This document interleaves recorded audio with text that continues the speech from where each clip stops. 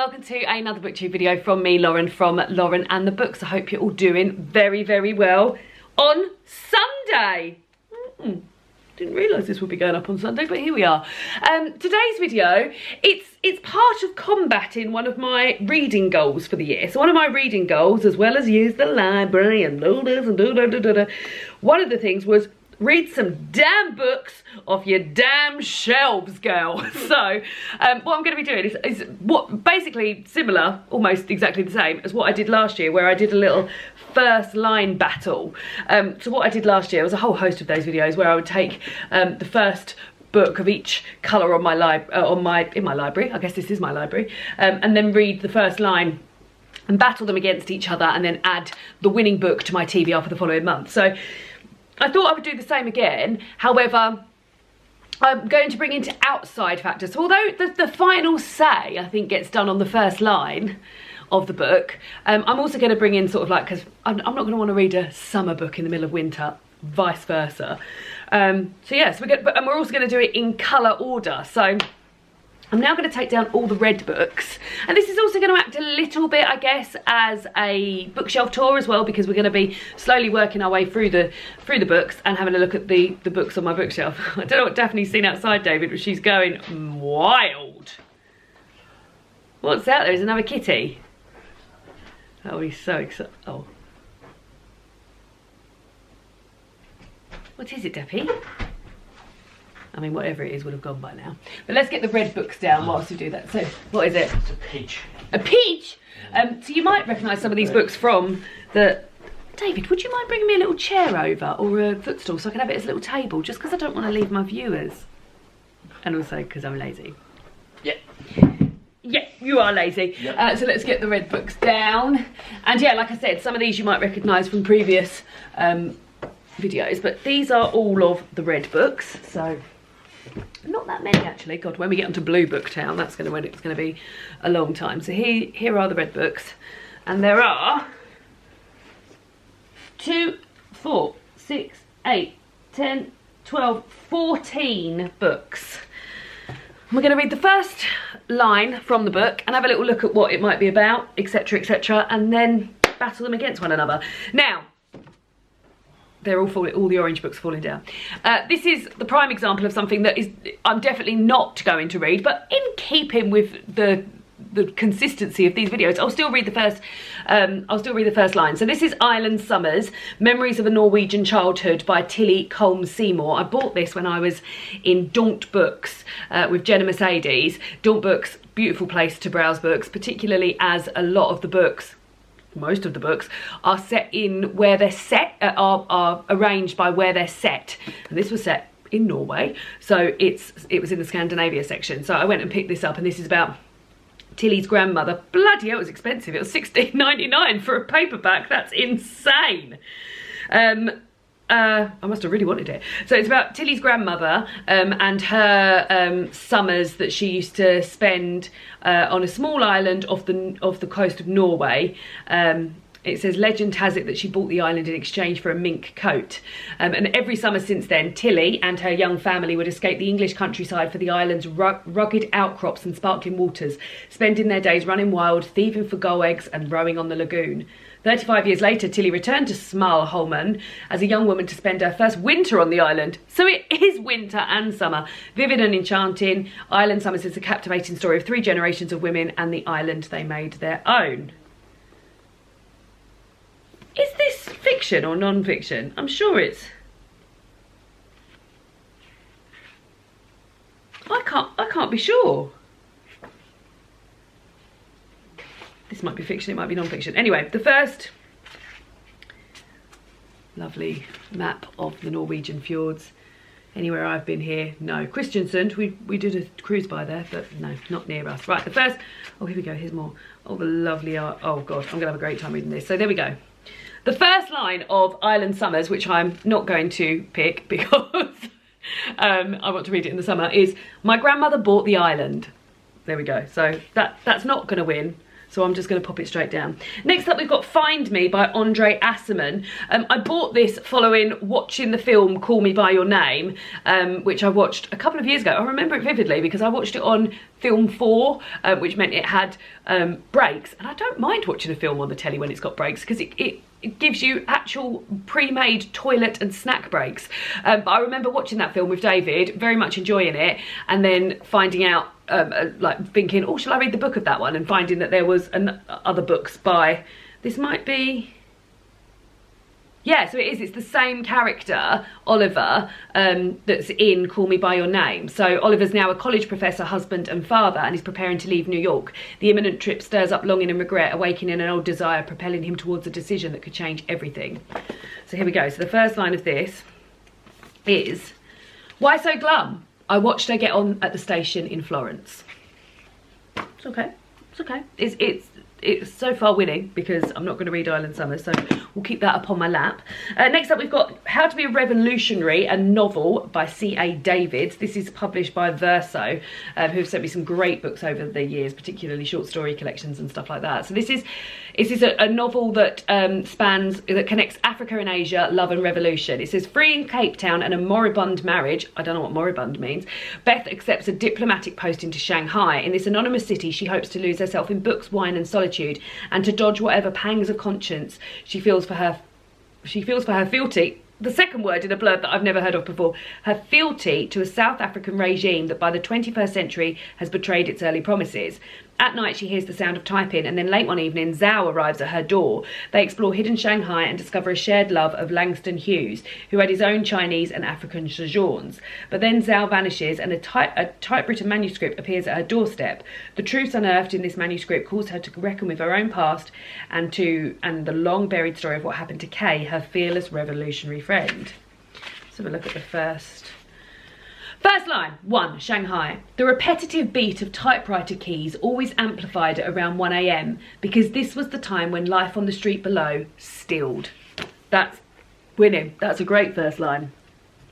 Next up, I've got How to Hold an Umbrella. This is a collection, I believe, of short stories.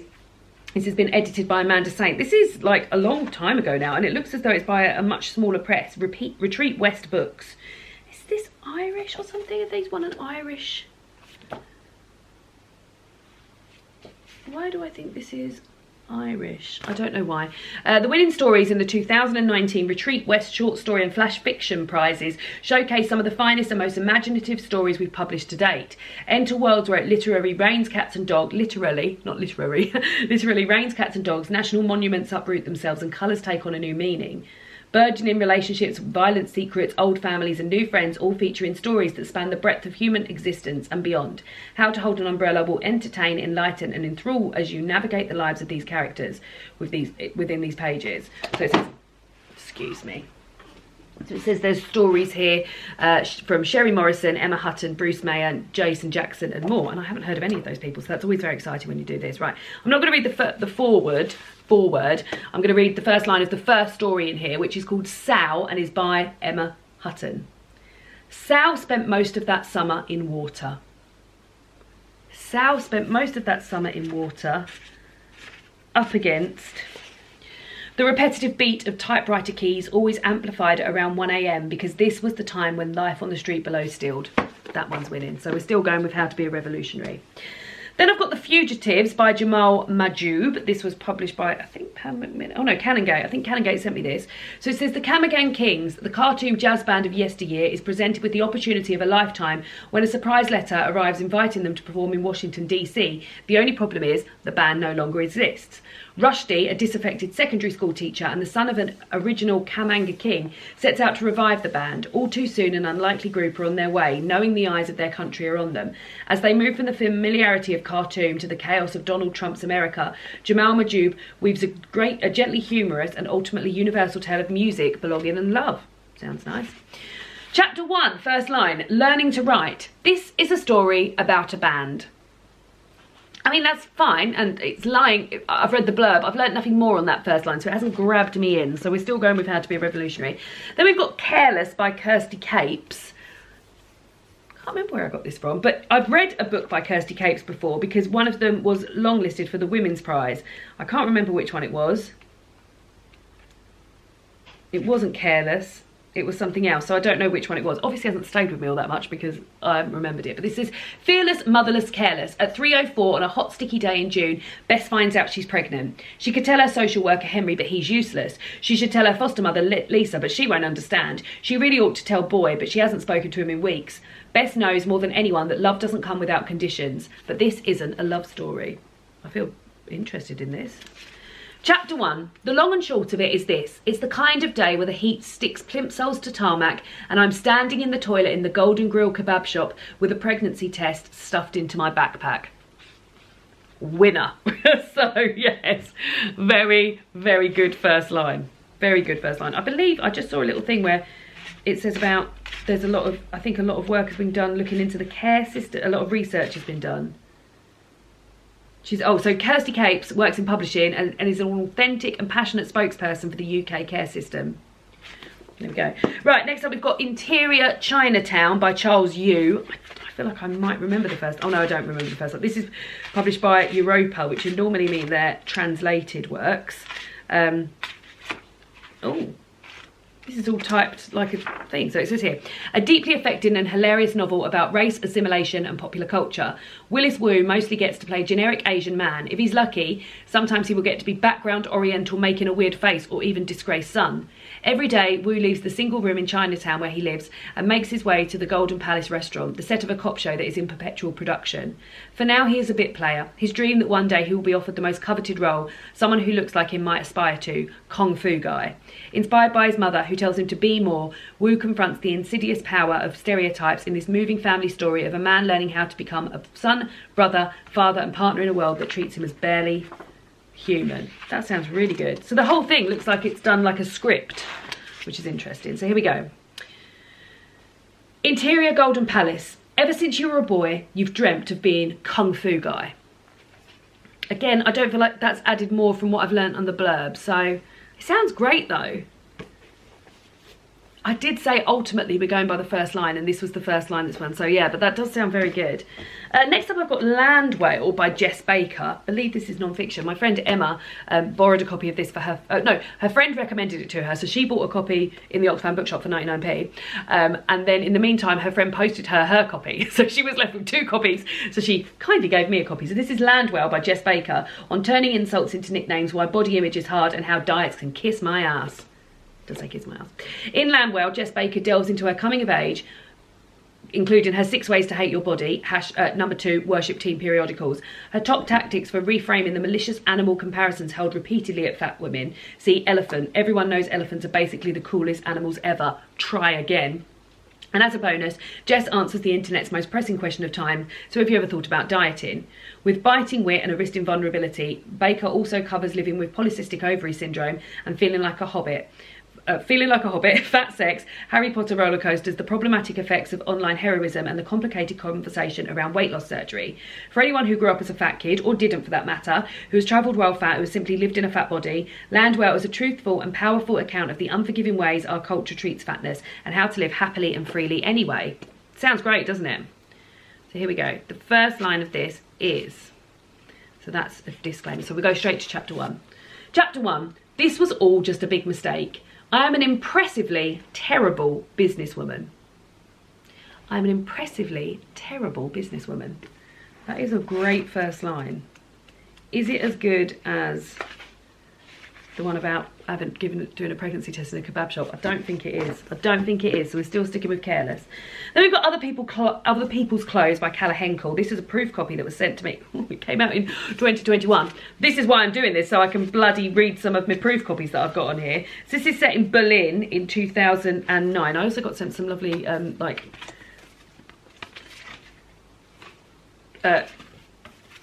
postcards and stuff for it. So here we go. Set in Berlin in 2009, 2 art students arrive from New York, both desperate for the city to solve their problems. Zoe is grieving for her high school best friend, murdered months before in her hometown in Florida. Hayley is rich, obsessed with the exploits of Lindsay Lohan and Britney Spears, and wants to be a Warholian legend.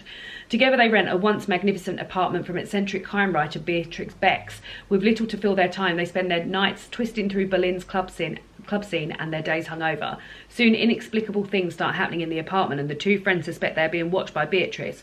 Convinced that their landlord is using their lives as an inspiration for her next thriller novel, they decide to beat her at her own game.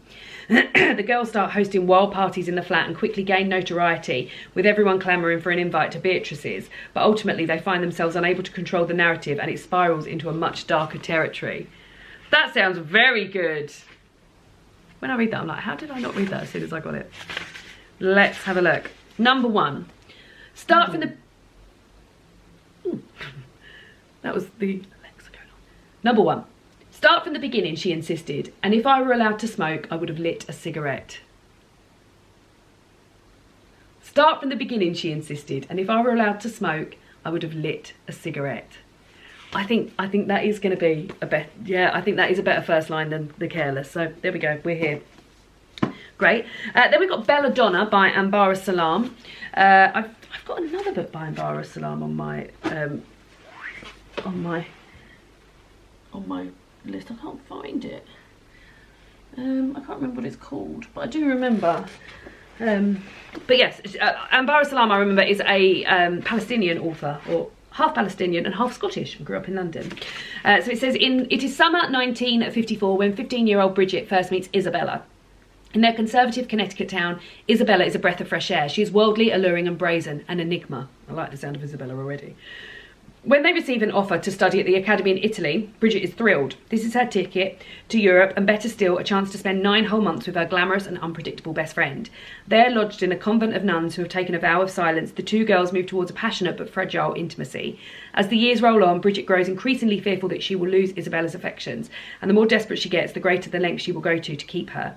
Belladonna is a hypnotising coming-of-age, love coming-of-age stories, set against the stunning and evocative backdrop of rural northern Italy. Ambara Salam tells a story of friendship and obsession, desire and betrayal, and the lies we tell in order to belong. Sounds great. So it says, Part 1, 1956, Connecticut, 1 June. It was Isabella who invented the game Dead Nun. I remember this first line as well, and that is a great first line. So yeah, I'm going to go for this one, because I want to know more about Dead Nun. Then we've got Complicit by Winnie M. Lee. This was out in spring 2022, so again, been out a while. I've started listening to the podcast Weirdos Book Club, and they had Winnie on recently to discuss, I can't remember what book they were talking about, but she was on there. But this is about the film industry. So it says, there are 2 important lessons you need to know about the film industry. 1, those with the money have all the power. 2, those with the power get whatever they want. Ignore these rules and the whole system will crumble. Stick to the rules and you'll succeed. Ask yourself, what would you have done? So I'm interested to do this, to read a book about set in the film industry. However, the first line isn't very good, so it's not going to win. So it says, prologue, I see it now. It's just not, it's not as good as Dead Nun, is it? Not as good as Dead Nun. Then we've got The Eye of the Beholder by Margie Orford. This is When Danger Lies in the Eye of the Beholder, what happens when you reject its pull. Cora carries secrets her daughter can't know. Freya is frightened by what her mother leaves unsaid. Angel will only bury the past if it means putting her abusers into the ground. One act of violence set 3 women on a collision course, each desperate to find the truth. But the people they love are not what they seem. Let's have a look. A few books by Maggie Orford. I haven't, I've just seen. 1, Cora. Okay, I'll give it one more line because I can't just go on one word, can I? Cora. Maybe he shouted after her. I do like the name Cora. It's the name of a character in Downton Abbey, but it's not going to win. Brown Girl Like Me by Jaspreet Kaur, the essential guidebook and manifesto for South Asian girls and women. I love that front cover with those deadly sunglasses on. In one of the first books in a generation to speak directly to the experiences of South Asian women in Britain, author, teacher and poet Jaspreet Kaur delves into some of the most complex conversations brown women are tackling today. With expert, accessible exploration of topics from beauty standards to family and education, this book is essential reading for anyone wanting to build a fuller picture of women's lives in Britain today across a wide variety of backgrounds and perspectives. Interwoven with interviews from brilliant South Asian women in the UK and around the world, Brown Girl Like Me gives space to many differing voices and viewpoints, showing that although there is no single experience that all brown women share, there is solidarity and community that extends online and offline across the globe. This sounds bloody brilliant. Let's have a look. Introduction, Seen and Unseen. Sundays would always mean one thing in my house when I was a kid. I've leapt ahead and read the next line because it says hair wash day. And I know that because in my house when I was a kid, Sunday's always meant hair wash day as well. I can almost smell the Vosine that my mum was washing my hair with. Do I want this? No, Dead Nun. Feeling seen with hair wash day. I think Dead Nun still got it. And then the last one is a graphic novel, and it's Wake, The Hidden History of Women-Led Slave Revolts by Rebecca Hall, and this is illustrated by Hugo Martinez. So it says here, women warriors planned and led slave revolts on slave ships during their passage across the Atlantic. They fought their enslavers throughout the Americas, and then they were erased from history. In Wake, Rebecca Hall, a historian, a granddaughter of slaves, and a woman haunted by the legacy of slavery, tells their story. With in-depth archival research and a measured use of historical imagination, she constructs the likely paths of women rebels who fought for freedom on slave ships bound to America, as well as the stories of women who led slave revolts in colonial New York. Beneath both is Hall's own tale of a life lived in the shadow of slavery and consequences. I remember this very well because I remember this first picture, which is Atlantic Ocean 1770, and the first line is "They wait." I think "They wait" is a great first line. It feels hard to measure up a book that I know will be very important and is about slavery with a quote about the game Dead Nun, but I still think Dead Nun's got it. So there we go. This is the book that I will add to my February list. As a treat, I will now read, I've got a feeling this might have won the first time round and I didn't get around to reading it because I was so intrigued by Dead Nun. I will read the first 3 lines now. So 1 June. It was Isabella who invented the game Dead Nun. Before she moved to St. Cyrus, we had simply played nun. Decked in white pillowcases, we knelt between the beds in Flora MacDonald's spare room until someone guessed which nun we were aping. Oh yeah, I am pleased. So there we go. I'm going to be reading this in February. Belladonna by Ambara Salam. Let me know what of these first lines you liked. Let me know if which one, if you think I've made the correct choice, or if there's another one that you think would have made it. And I will see you all soon for another BookTube video. Goodbye!